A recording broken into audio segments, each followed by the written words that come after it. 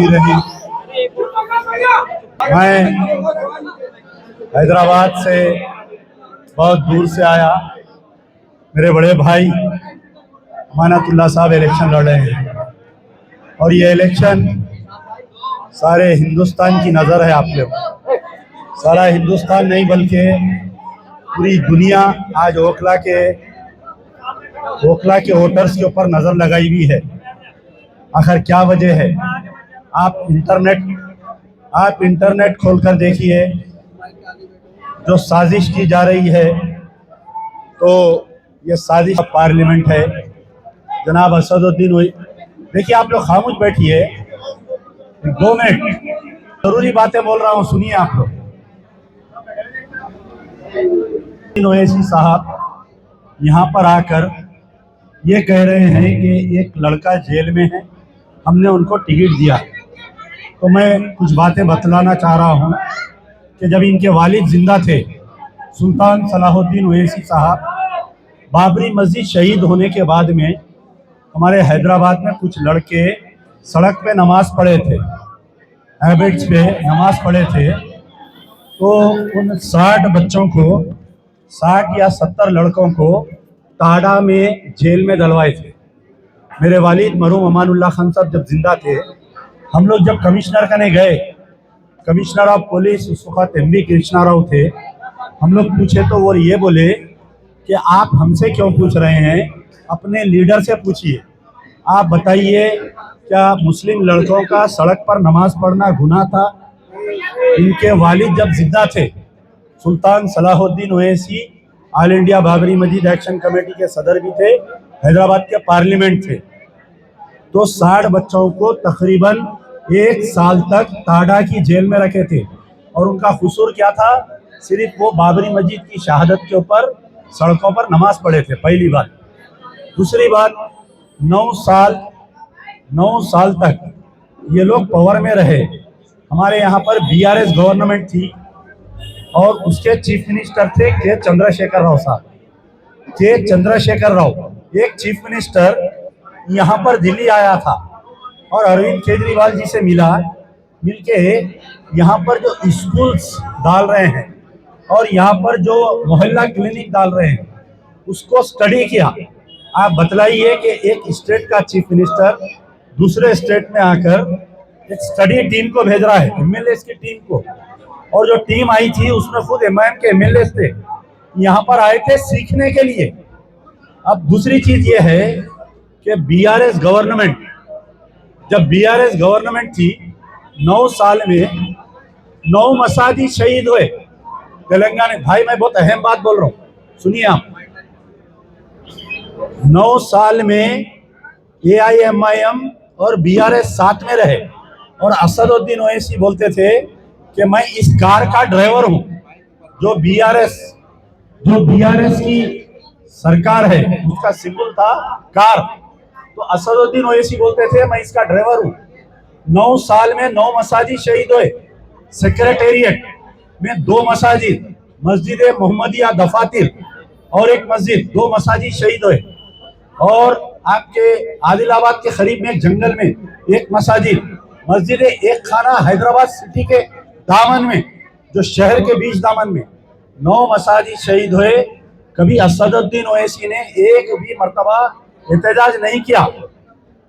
अमानतुल्लाह साहब इस बात की गवाही देंगे कि हमारे जैसा आपके पास बाटला हाउस एनकाउंटर हुआ, हमारे पास भी हिंदुस्तान में कहीं भी जुडिशियल कस्टडी में एनकाउंटर नहीं हुआ, लेकिन तेलंगाना में BRS गवर्नमेंट में आलेर एनकाउंटर, आप जो पढ़े लिखे लोग हैं गूगल पे सर्च करिए, आलेर एनकाउंटर में 5 मुस्लिम नौजवानों को शहीद कर दिया गया। और ये 5 लड़के हैदराबाद के हैं, हैदराबाद के member of parliament Asaduddin Owaisi के हल्के के 5 लड़कों को शहीद कर दिया गया। और कभी आप सुने असदुद्दीन ओवैसी एक मर्तबा भी? जिस वक्त आलेर एनकाउंटर हुआ उस वक्त वही दिनों में मध्य प्रदेश की जेल से जो बच्चे भगाकर जिनका एनकाउंटर किया, वो एनकाउंटर और ये एनकाउंटर में 3 या 4 दिन का फर्क है। आज 9 साल हो गया वो एनकाउंटर होके। क्या असदुद्दीन ओवैसी उनके नमाजे जनाजा में गए क्या? पहला सवाल। क्या असदुद्दीन ओवैसी उनके मकान पर गए क्या? क्या असदुद्दीन ओवैसी किसी दिन पार्लियामेंट में उस आलेर एनकाउंटर के खिलाफ में आवाज उठाए क्या? क्या उनके 7 एमएलए 9 साल में उनके विरसा को एक सरकारी नौकरी दिलाए क्या? आज की तारीख तक नहीं हुआ। मक्का मस्जिद बम धमाका हुआ, आप लोगों को याद है, और कुछ दिन के बाद में गोकुल चाट लुम्बिनी पार्क धमाका हुआ। 160 या 70 मुस्लिम बच्चों को गिरफ्तार करे, सारे हैदराबाद के और अतराफ के बच्चे थे, सारे इनके हैदराबाद पार्लियामेंट के बच्चे। 18 महीने उन बच्चों को जेल में रखे, 22 महीनों के बाद में बच्चे बाइज्जत बरी हुए। जब पुलिस कस्टडी में थे, ये इलेक्ट्रिक के जो आयरन रॉड्स होते वो गर्म करके बच्चों को चुरके दिया गया। उन बच्चों के नेजों पे मोमबत्ती गर्म करके उल्टा के चुरके दिए गए। जब इनके वालिदैन दारुसलाम जाते थे तो ये कहते थे कि क्या मुझसे पूछकर आपके बच्चे एहतजाज किए, क्या मुझसे पूछकर ये कारनामे किए? तो 18 महीने जब 160 बच्चे जेल में हैं, ना उनके मकान गए, ना उनको कोई रिलीफ दिए, ना वकील दिए, ना बेल कराए, और आज आकर अचानक यहां पर शिफाउर रहमान की हमदर्दी।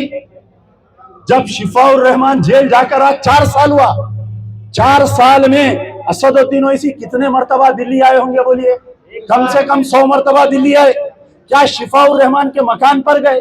क्या कभी वो दूसरे कैंडिडेट के मकान पर गए? क्या शिफाउर रहमान से जाकर जेल में मिले? अगर शिफाउर रहमान से इतनी हमदर्दी है, एक हमारे यहाँ होते थे मौलाना नसीरुद्दीन, सब लोग जानते, उनके रिश्तेदारियां जामे मिलिया में है, तो उनके दामाद वगैरह यहाँ पर है।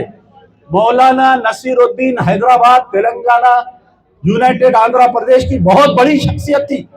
उनको गुजरात पुलिस उठा कर गई। 1 साल के बाद में उनके 2 लड़कों को लेकर गई। एक बाप 2 बेटे 5 साल जेल में रहे, लेकिन बाप ने बेटों की सूरत नहीं देखा, बेटों ने बाप की सूरत नहीं देखा। ये किसके हल्के के मौलाना नसीरुद्दीन? ये असदुद्दीन ओवैसी के हल्का, जो मलकपेट में इनका एमआईएम एमएलए और जो सैदाबाद के हल्के के थे, अकबरबाग के हल्के के। क्या मैं चैलेंज कर रहा हूं, आज जो पतंग की झंडी लेकर फिर रहे हैं, हैदराबाद से एक आर्मी आई है यहाँ पर अमानतुल्लाह को हराने के लिए, मैं उन तमाम से पूछ रहा हूं, क्या 5 साल एक बाप 2 बेटे जेल में थे? क्या असदुद्दीन ओवैसी उनके मकान पर गए? क्या उनको लीगल हेल्प दिए? क्या गुजरात जाकर उनकी जेल में मिले? एक मर्तबा नहीं मिले। मसाजिद शहीद हो जा रही, बच्चों का इनकाउंटर हो जा रहा, लेकिन कोई नहीं। आप बताइए, कल मैं एक तकरीर सुना हमारे नामपल्ली के एमएलए, उनको हम जो बोलते हैं भौ भौ है मिल्लत, कैसा भोग रहा था देखे ना, भौ भौ भौ भौ।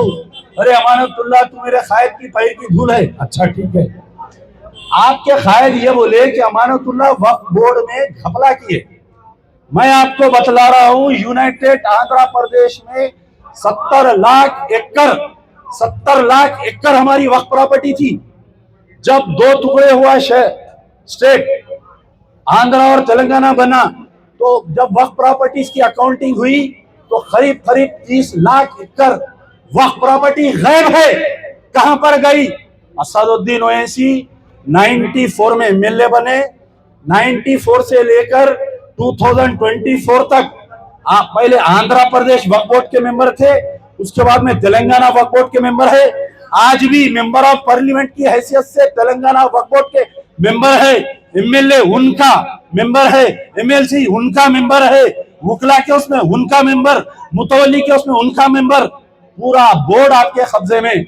और रहजनों से कोई गिला नहीं, सवाल तेरी रहबरी का था, तू वक्फ बोर्ड का मेंबर था, और 30 लाख एकड़ वक्फ की जमीन जायदादें तबाह ताराज हो गई। शहर में दरगाह हजरत इसाक मदनी रहमतुल्लाह अलैह, दरगाह हजरत इसाक मदनी रहमतुल्लाह अलैह की जमीन बेच दी गई। यानी प्राइम प्रॉपर्टीज, गूगल पे जाओ, पढ़े लिखे लोग हैं। तो आज मैं ये बतला रहा हूं, ये आए हैं अमित शाह के इशारे पर, लेकिन जाएंगे ओखला के मुसलमानों के इशारे पर। क्या मतलब? ये अमित शाह के भय रुपये को आप लोग कामयाब होने देंगे? आप बतलाओ अमानतुल्लाह का क्या कसूर था?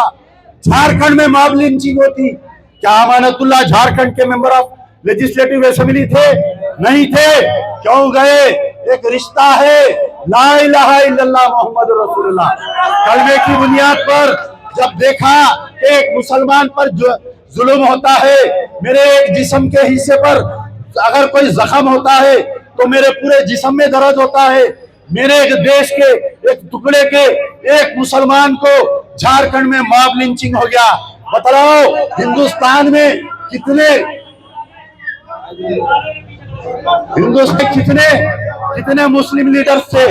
कोई नहीं गया। और भी बहुत मवाद है आप लोगों के सामने पेश करने के लिए, लेकिन याद रखिए मैं रुखसत होने से पहले लम्हों ने की खता सदियों ने पाई सजा। अगर 5 तारीख के दिन आप लोग अपने वोट का इस्तेमाल नहीं करेंगे, चैलेंज से ऐसा मुंह तोड़ जवाब दो। ये वो अमित शाह है जो कहता था कि ऐसा बटन दबाओ ताकि शाहीन बाग में करंट लगे, तो हुकला वाले ऐसा बटन दबाए कि अमित शाह को करंट लग गया। तो आप तारीख उड़ा दो। है उकला के मुसलमानों, है उकला के मुसलमानों, अल्लाह से दुआ करो, अल्लाह से दुआ करो कि इंशाअल्लाह अमानतुल्लाह 1 लाख मेजॉरिटी से बढ़ के इलेक्शन जीते। फिर आइंदा कोई हुकला की तरफ ना कोई आरएसएस आए, ना कोई आरएसएस का एजेंट आए। यार जिंदा सोबत बस।